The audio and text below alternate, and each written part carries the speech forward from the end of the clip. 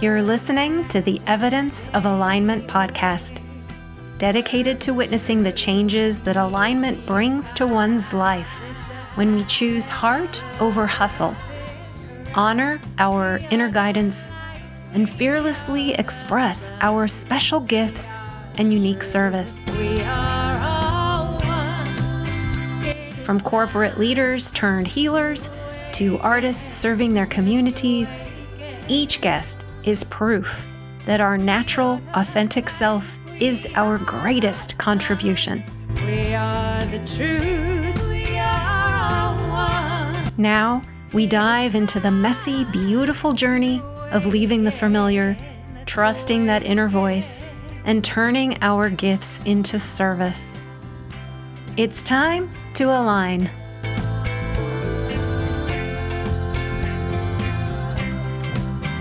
It is time to awaken.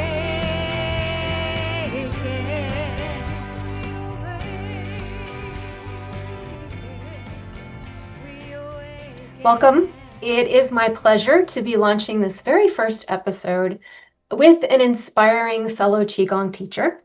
I subscribed to her channel Zen Body Flow after watching one of her beautiful videos, and I've been practicing with her ever since. In fact, it was my desire to connect with her that was the catalyst for creating this podcast. And Jessica, I'd like to welcome you to the podcast. Thank you, Beth. What an honor. This is your first show, and I'm so honored that you have chosen to, spend the time with me. And we have this podcast together. Actually, you said an inspired talk where we can, inspire each other. Yes, exactly. So I was looking at your website today and read that you were a photographer. Yes, absolutely. And were you independently employed, or did you work for corporations, or what was that like? Oh, I was independent, and I was living at that time on a very small island in the Mediterranean Sea. It's called Malta. It's like a small, tiny rock. Actually, sometimes the Maltese say they live on a rock because it's so small and very densely populated. And after my studies, because I studied something completely different, I was at university for North American Studies and Communications. But my heart, my flame within me, since I was a little child, always said, I want to take photos. I want to be a photographer. I felt this creative spark within me. But then again, you know how it is. People around you tell you have to do something properly in your life. So I went on to go to university. And I actually used that time to travel a lot. And I spent a lot of time on this little island in the Mediterranean during my time off and my semester breaks. And I knew the further I was getting along with my studies, I knew already within me, I'm going to finish my studies and do my master's, but I have to become a photographer. It was so strong, the desire. And it wasn't easy, I have to say, because when I was at the very end, I had to write my master thesis. I felt my body was giving me all the signs, like I didn't want to do it. I had extreme pains in my back, like flashes and lightning. And it was just my body telling me, I think we need to do what we really love to do. So I love that you just started right with that, because we are so trained to ignore our body signals or to ascribe them to something else, when a lot of the times it's just that we are doing things that we know aren't right for us. And for some reason, there's just this conditioning that we have to conform to some external idea. That's right. Exactly. I remember it was exactly like that for me, because the external told me do something properly. You have to maybe go to university and things like that. But I knew since I was a child, I would see the world like I was looking through a viewfinder and would always see like, oh, this is such a beautiful vision. And I was just so overjoyed because it actually started when I was gifted a little camera, plastic camera. And it was so simple and it had film in it.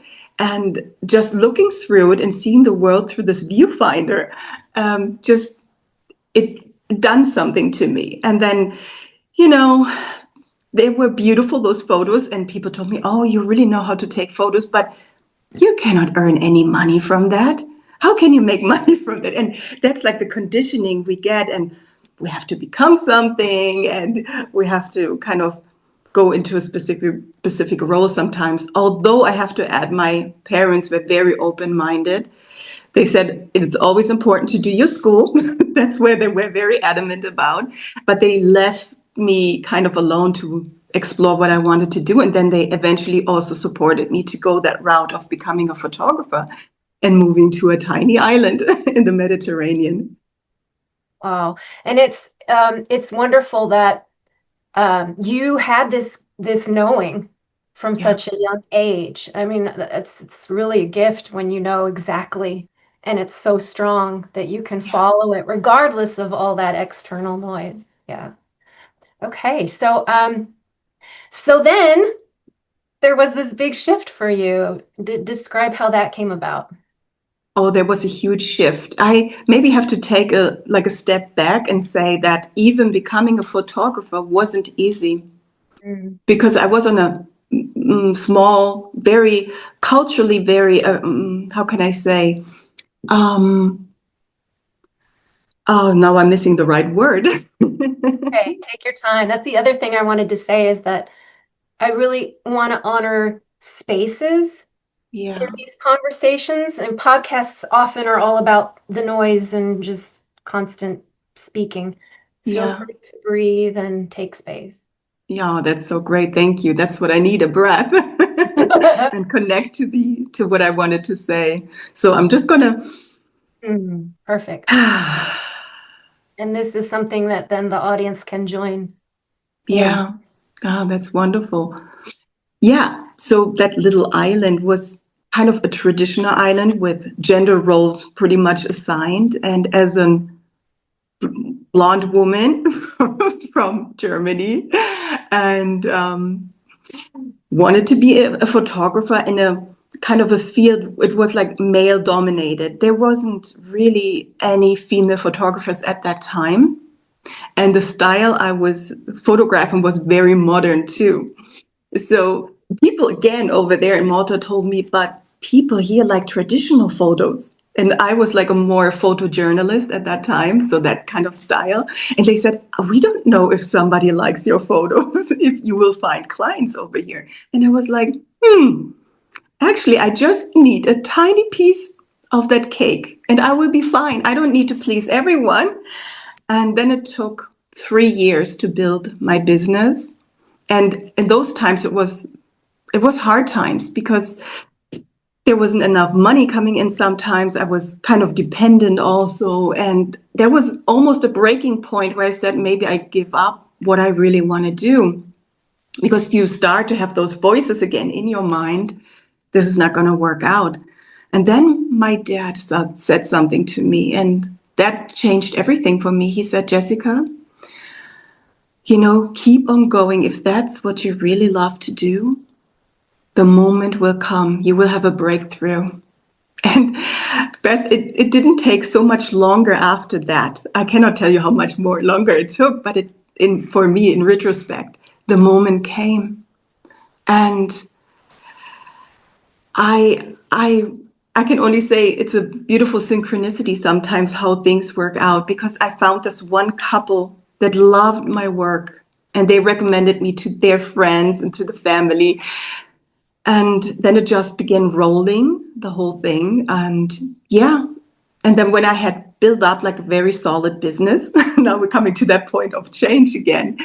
I had actually my own magazine. I was doing a magazine. I was a wedding photographer and I just loved what I was doing. But there came this moment where I knew my life would be changing again. And I said, I think I'm ready to have a family. But there was a big decision to be made. Am I going to stay chasing a career on that tiny island? And it was a beautiful time. But I knew another time had come for me to embark on. I had another journey. Part of the journey was starting. And then I decided to pack up everything, leave everything behind, move back to Germany, and build a home, had a family. And that was another journey that really started to change everything. Yeah, and of course, when we speak about something like that, it sounds like it all just happened bang, bang, bang. But I'm sure that too was this whole long process of Yeah. change and growth. Yeah. That was a big process, even in between. There's so many things sometimes that happen, and sometimes you think you're so stuck in a time and it feels forever, and you loop and loop and loop. And yet, then when that happened, I knew it was time for me to make the move. And everybody who told me I'm crazy for moving to Malta, they told me, you're crazy for leaving it all behind. But I had to do it. I had to do it. And it felt right. And actually, I was thinking, this is going to be the best time of my life now. I'm becoming a mother. And I was looking forward to it, although I was scared because it was my first child and only child. And yeah, then the next part that really transformed me happened, and I needed to go through it. And if you like, I go into it. I tried to make it short, but actually, the birth was very difficult. I had big problems, and afterwards, I got very ill. Like after a month, I was back in hospital, and I think it was something like a sepsis in my body. I had very high fever. And I was there with my baby, 4 weeks old, back in the hospital, and they tried to save my life. It was like on the edge of a knife because I didn't go to hospital before because I thought I just had maybe some fever. I didn't know what it was. And I had very high fever for the whole weekend. And then finally, I decided to call my midwife, and she was like preaching me, Jessica, you should have called me immediately. And then, yeah, it was like, it was a battle, but thankfully we passed through it. And then it continued on. Like I have to say, because of the birth problems and that on top, I got very ill. My body got very ill. And maybe now looking back, I think when we make big changes in life sometimes, and we're taking out of our normal things, like how we do, what we used to. And like everything changed. Becoming a mother was a huge change because there wasn't me anymore. Like in the center of the universe, everything shifted. And that was also something I had to get used to, or was just processing between all the pain I had. And when I think back to that time, I know it was I can't even explain, but I've never had so much pain in my life, so much pain. And to the point I couldn't feel my body anymore. I was disconnected from my body. Oh. Yeah, and that was for 1.5 years that I went through that phase. Very necessary phase. And you mentioned like looking back, you see it a little differently. Do you see it as like a real transformation, like chrysalis and then the whole melting? Absolutely. This is how it felt like. And I think we have these moments often in life, like in small phases. Sometimes we're going through that transformation and it's painful. And sometimes they're stronger because they push you to even bigger things that you're meant to do. They push you on your path. And I would have never been on this path probably if I wouldn't have gone through this experience. So it was a complete transformation, physically, mentally, emotionally. Oh, okay. So, so it was the physical pain that was the catalyst for you to pursue Qigong? Yes, well, at that point, I had no clue about Qigong. I had no idea that this existed. And there was a phase in this 1.5 years in the beginning where I felt very helpless. because no doctors could help me really. And I was in kind of a victim mentality at that time, like that victim mode. You're just in because you feel pain. And what can you do? It's real. Pain is real and you feel it in your body. And you're like, why is this happening? Why is it happening to me? And why can't I get out of it? And why can't I just not be a mother to my child? And that was very tough on me, like just feeling like I couldn't even fulfill that early role of being a mother to a baby because I was in so much pain. And well, yeah, it led me to learning more about holistic health. It all started with my neighbor. Well, it actually started to this. I was in this group of moms that met up with their babies, and it was organized by the church. And we could go there nonetheless, if you're like religious or not, you could just join. And it was very nice because it was in this neighborhood. It was lovely.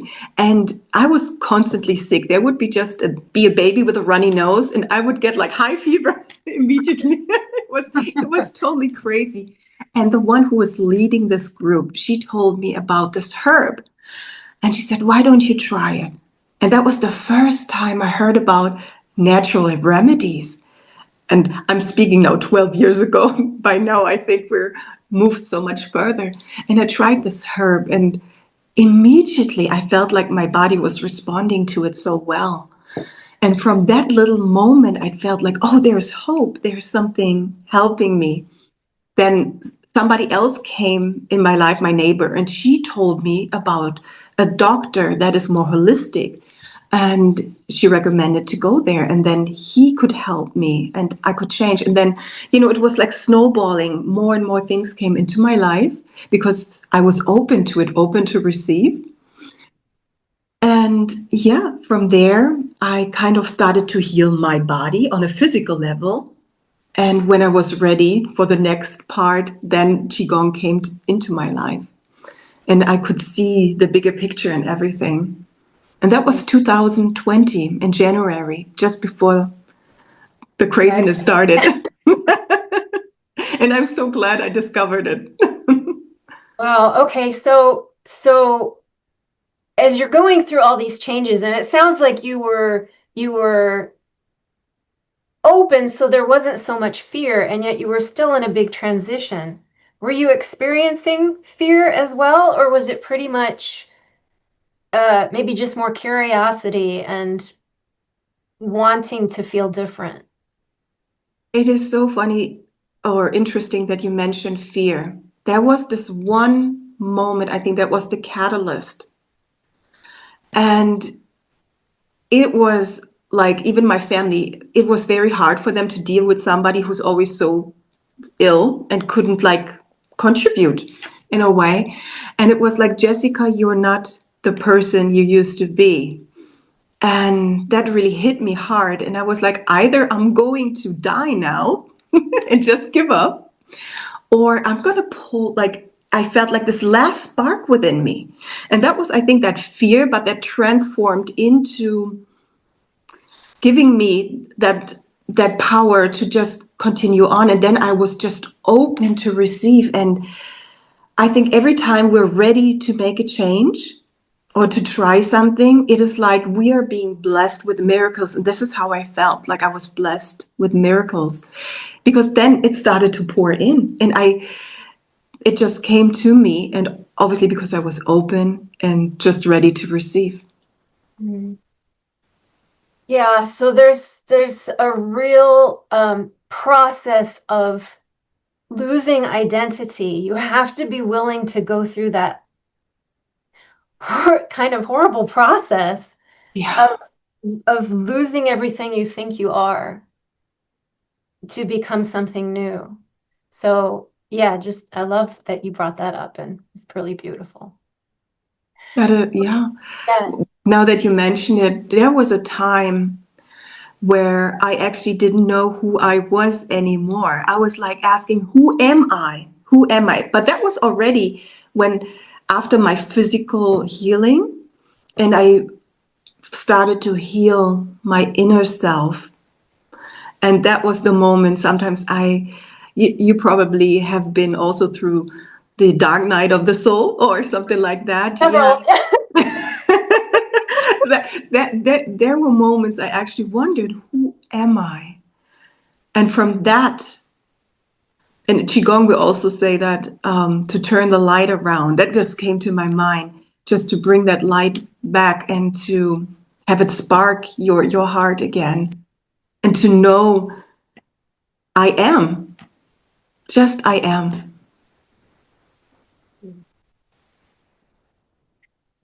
Okay, so that is kind of what we could call the background and turning point. And now I'd like to talk about, and we kind of already have, but what was the hardest part of letting go of anything from that old identity? Do you miss anything, or do you feel, that you've carried everything with you? What would you say about that? Yeah, I think sometimes the fear that comes in of like maybe losing everything to in order to make that step. I think the loss of the old self, like it's gone. It's gone. Sometimes I feel that about myself, and even my family sometimes thinks, Jessica, they've kind of like accepted it probably, but it's still not easy for the people who have known you before to see that transformation, and for them to be able to deal with it, because for them it's like maybe some part has died, like that person has died for them. And I think that is the hardest part, not being able I'm not being able to be that version anymore, because my whole body has transformed, my mind, my heart has transformed. There's obviously bits and pieces of the old self as a memory, and which carries through. But obviously, when you go through such a big shift, you are just maybe even more returning to your truer self Mm-hmm. before everything came and plastered itself on top of you, Right. because you begin to reveal more and more, and having to be more authentic with the true version you are. It's not always easy. Mm. Did you lose people, relationships as a result of all the change, or did people pretty much stick with you? No, there's been quite a shift. I mean, I have to say, my family is my family, so they are always Yeah. with me. But there were times it was very difficult. It was very difficult. And I know that I've left a lot of people behind. It feels like not leaving behind. It doesn't actually sound so nice, but it's like you move forward, and maybe some other people move in a different direction or keep on their journey. Everything is a journey. So yes, there were people that fell off from my life, but I know from experience that sometimes, your journeys just go apart, but sometimes they come together again at a different point. So yeah, Yeah, I think that's really good because people who are maybe contemplating change or feeling it, there's also this pull of the attachments of the old and not wanting to maybe surrender or let go yeah, to certain relationships. So, yeah, that idea that things come together and come apart and weave, and sometimes, our lives are tapestries, so the threads are always there. Maybe absolutely. we're, weaving a different part of the tapestry now, and there's no thread back to some other part. I don't know if that makes sense. Absolutely. And I think everybody is meant to be in your life, that is meant to be in your life, for either because you still have to process things, work them through with that person, or, because they bring you to another place that you maybe want to go to, but you're maybe not ready yet. So there's always these people. Like, I've had so many different experiences with people in my life, and I'm so grateful for every one of them, even the difficult ones, especially the difficult ones, because they have taught me so much, or helped me to see so many things. So yeah. Okay. So you talked a little bit about this, but I'd like to hear if you have anything else to say about specifically how you handled doubt or external criticism, anything along those lines.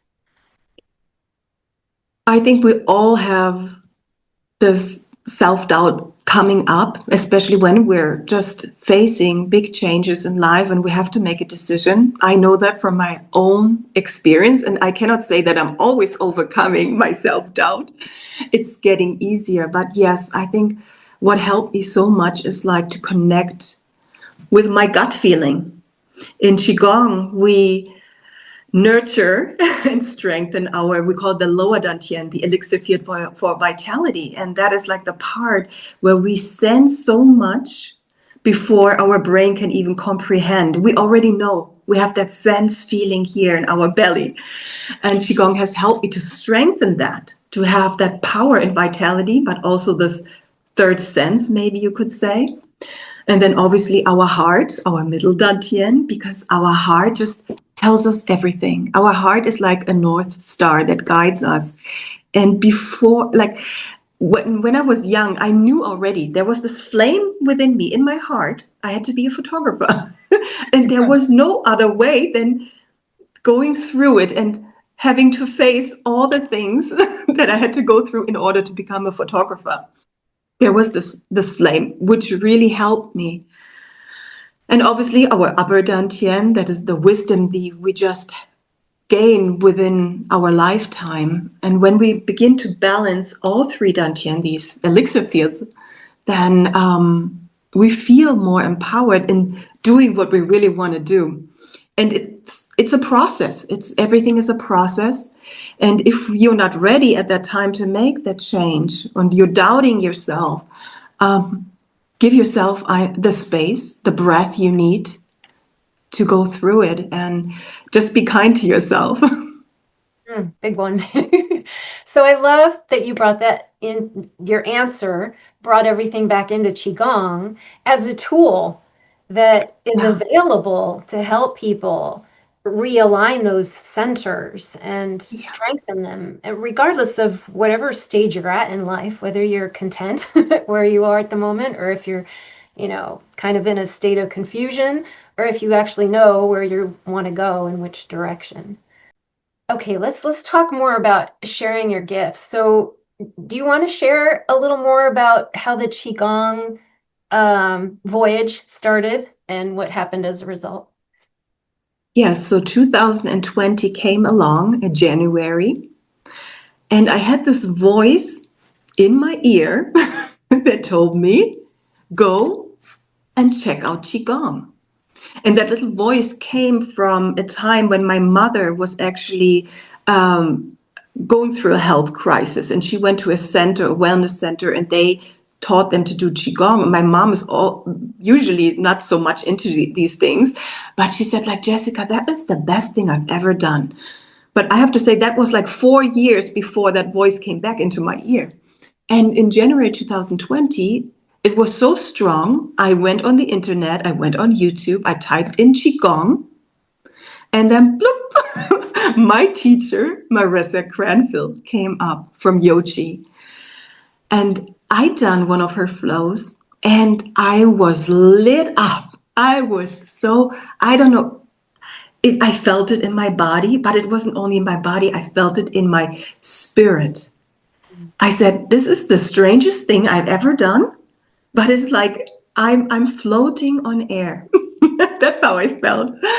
And I'm so grateful to Marissa that she opened that door for me. Yeah. And what did you notice as a result of practicing in terms of the benefits of the body? Yeah.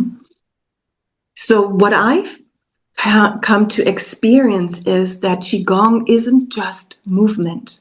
Some people think, oh, I'm doing Qigong, I'm moving my body, doing these exercises, and especially Qigong flow is about aligning your body to heaven and earth, to the energies, and to actually work with energy.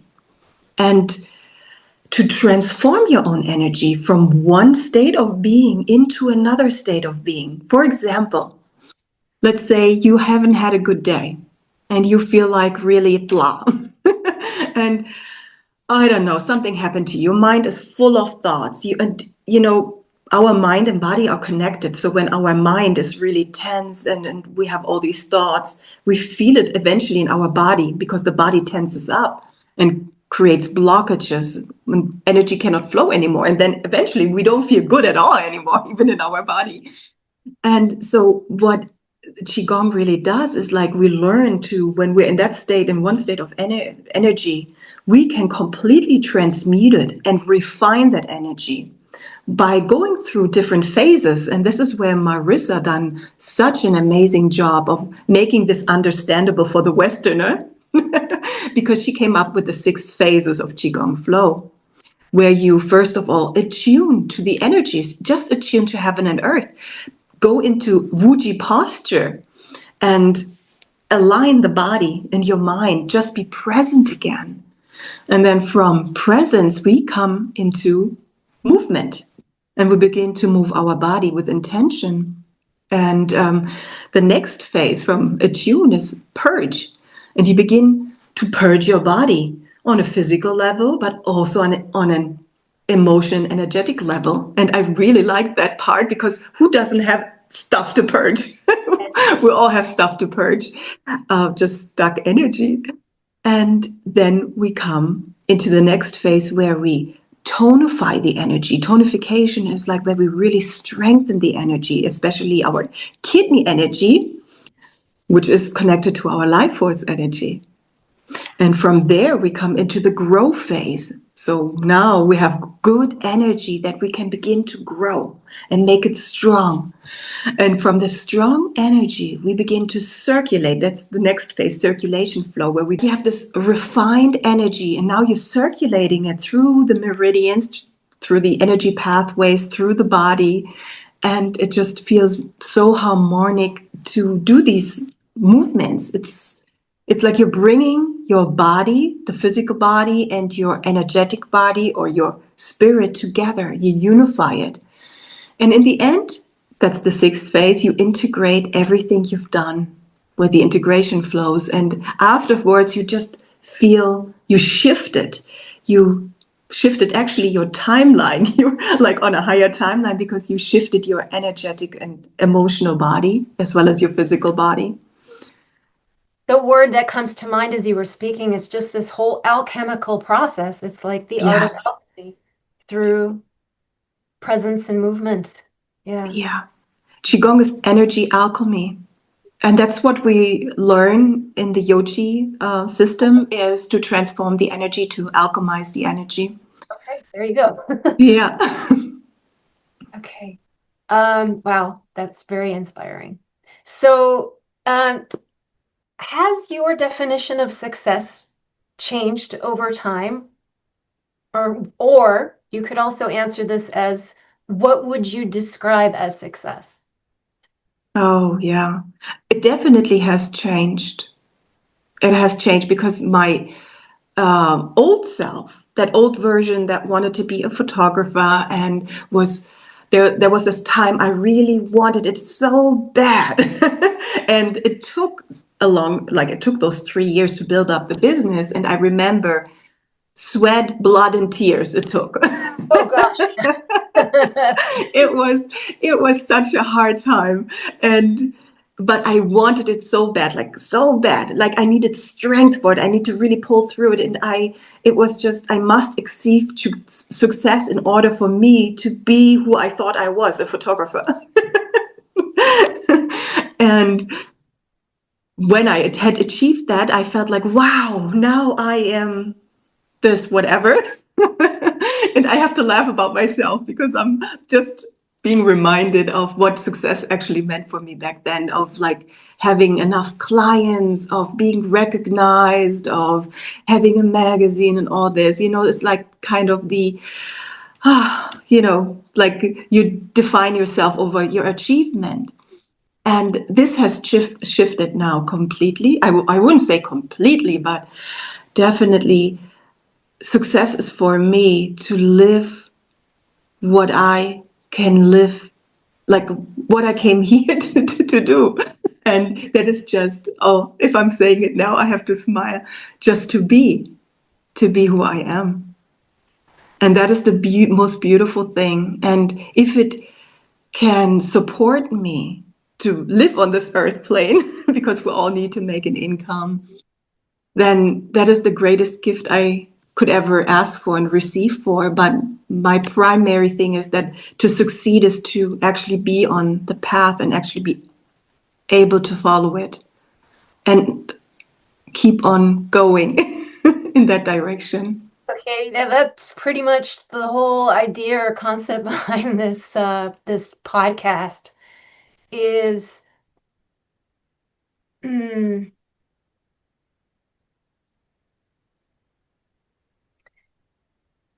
to redefine success away from that hustle culture, that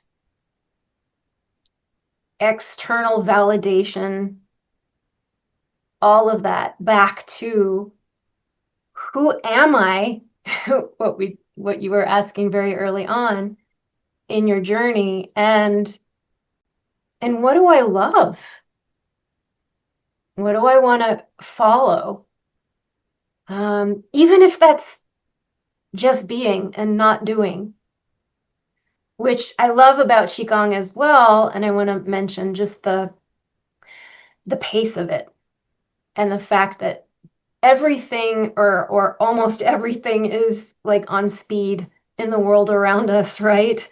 And to just stop and slow down is so powerful and so important in this world where everything's trying to grab attention, and attention is power. Where we focus is, um, can either give us energy or drain it away.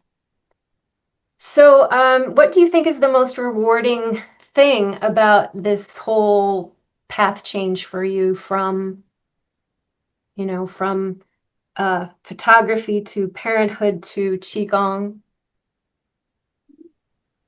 Right now, the most fulfilling is just to give this gift to the world, and whoever is open to receive it. That I see, when I am with my classes, I don't like to call them students, actually. I call them participants, because I don't feel like I'm the teacher. I feel like more I'm helping other people to actualize. And I just support them. And if they're ready, like to take the hand and they reach out, it is such a beautiful feeling to see their transformation. That is for me the most fulfilling, to see we're all transforming, becoming those butterflies, and we're all like in the air and on the flowers, and that is so beautiful. That is so fulfilling. This So you don't like carries to me. tell them, I'm sorry, I don't want to interrupt you if there was more to say. No, that's fine. You mentioned not wanting to call them students, and I really like that. I'm wondering whether you call yourself a teacher or you consider yourself something else. Well, the official term is instructor, Qigong flow instructor. Okay. And in Germany, they would say you are a teacher. They categorize me like, in the system, you are a teacher. And I'm like, all right, if you need to say, but me personally, I don't see myself as the teacher. I'm just bringing forward what I have received from the person that I received it from. She received it from others. So it's like a journey, like everybody's giving it to the next person. And I love that. There's no beginning and no end. It just continues living through everybody who practices Qigong. I totally get that because here in France, yoga is considered a sport. And it's like, I just can't fit myself quite into that box, It has nothing to do with sports. Okay. Anyway, now that I know, like, you started as a photographer, this has helped me understand why your videos are so beautiful. You have Oh, that thank visual you. eye, and I think that's one of the most exquisite aspects from the colors you choose to wear and the environment, I can tell you're thinking of it all when you're putting together a video. Do you want to say anything else about how you craft your videos? Yeah. Oh, I love that is the part where everything comes back together. Why I was maybe a photographer before. Although while I was a photographer, I said I never want to do videography. But I guess now it's the next version of me is the moving imagery. And yes, when I film a video, a Qigong flow video for YouTube, first, what I do is I think about the theme I want to bring to the world. What do we want to do? Is it something more purging or tonifying, or is it something more spiritual, not so much body based, more like for the heart and for the mind?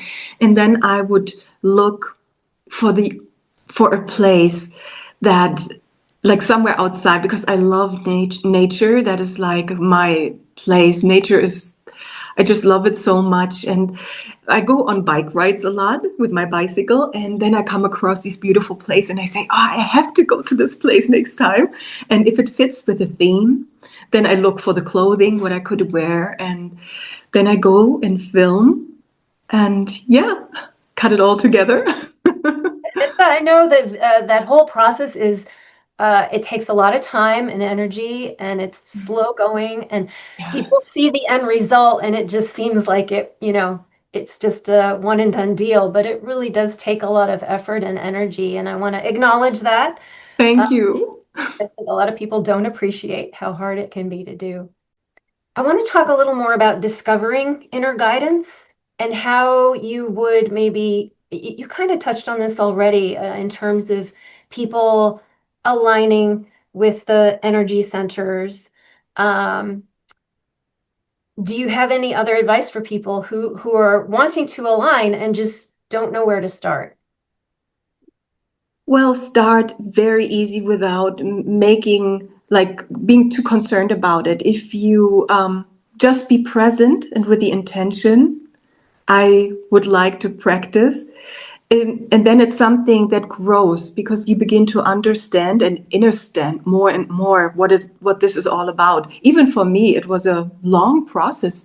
I feel like I'm never going to stop learning and then actualizing and feeling it in my body. And I think this is the most important that we begin to just allow ourselves to feel the sensations and not trying to achieve something, a specific posture.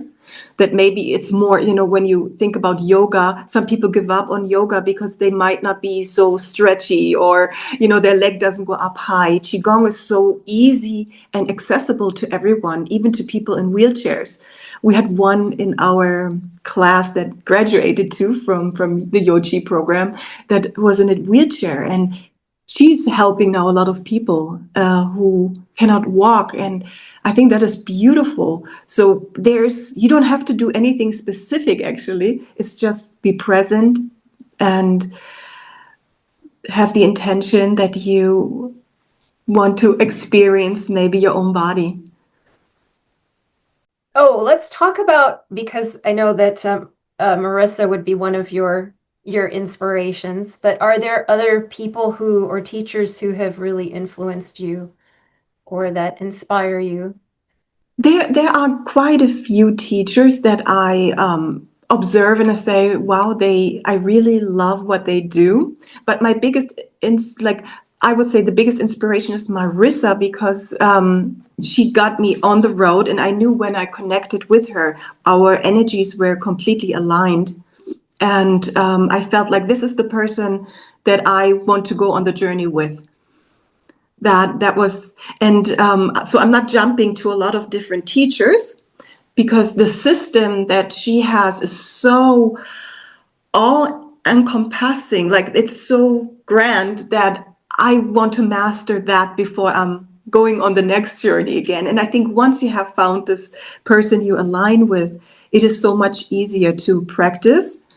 That doesn't mean that you don't have to practice with others, not at all. But it's sometimes easier to first begin to understand, and then after a while, you can bring in others that help you to go deeper and maybe understand it from a different perspective. But yes, and I don't even necessarily mean that in terms of Qigong, but just in life in general. What are or who are your inspirations that, that is a good question, a very good question, because there's so many people that are inspiring in so many different fields. But what I have come to realize just lately, more and more, because of the craziness in the world, and one time you say like, oh, this craziness. person, yeah, which craziness. This person, wow, I really am aligning with this person, and then they do something that throws you out of, like out of your center, and you're like maybe disappointed with that person. So I tend to not like want to have this one like these people where I really, oh, this is the one and whatever. I have come to feel more. I'm going out in nature. It takes me a long time to actually get out of my head and just to walk. And the more I begin to walk, the more I'm in the process of walking, then I feel like I'm kind of aligning with my own voice. I'm starting to become more present, and I see things that I haven't, like I wouldn't have seen if I wouldn't have been present that moment, like magical things.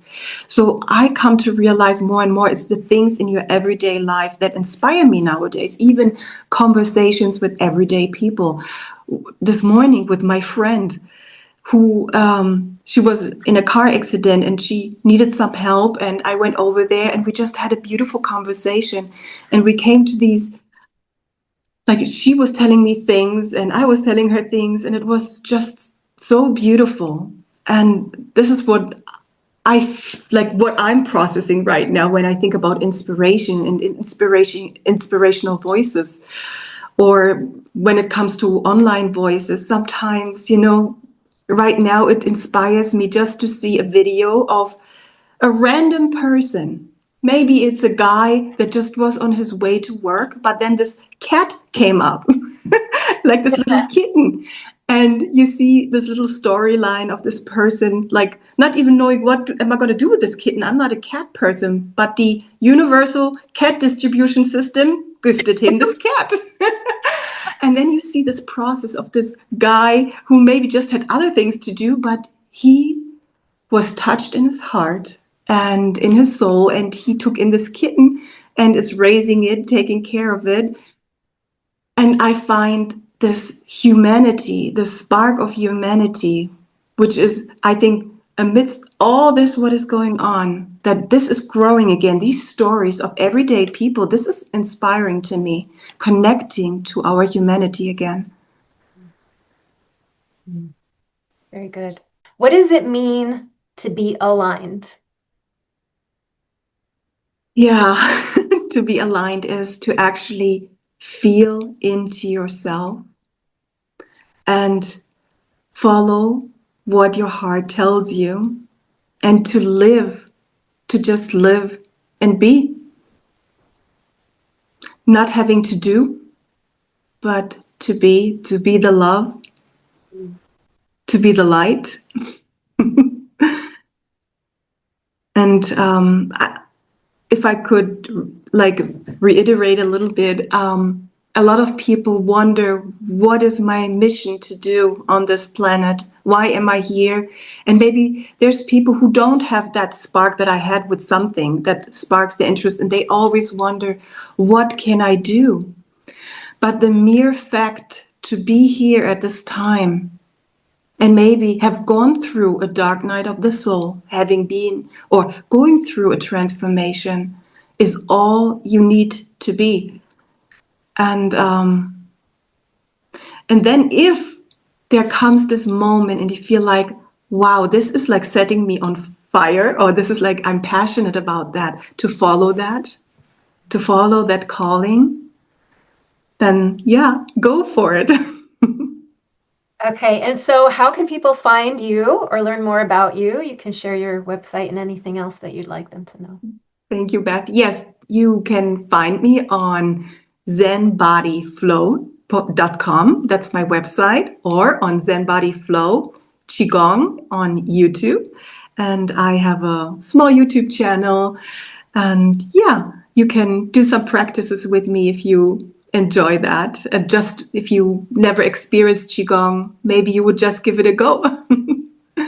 All right, thank you. So thank you so much for listening today. Jessica's story is an inspiration to all of us wanting to align with our natural gifts in service to the higher qualities of harmony, beauty, peace, truth, and healing. If this conversation resonated with you, I'd love for you to subscribe to the Evidence of Alignment podcast and share this episode with someone you love. Remember, alignment isn't a final destination, it's a daily recalibration. So keep diving, keep creating, and keep showing up as your authentic self. Thank you. Until next time. It is time.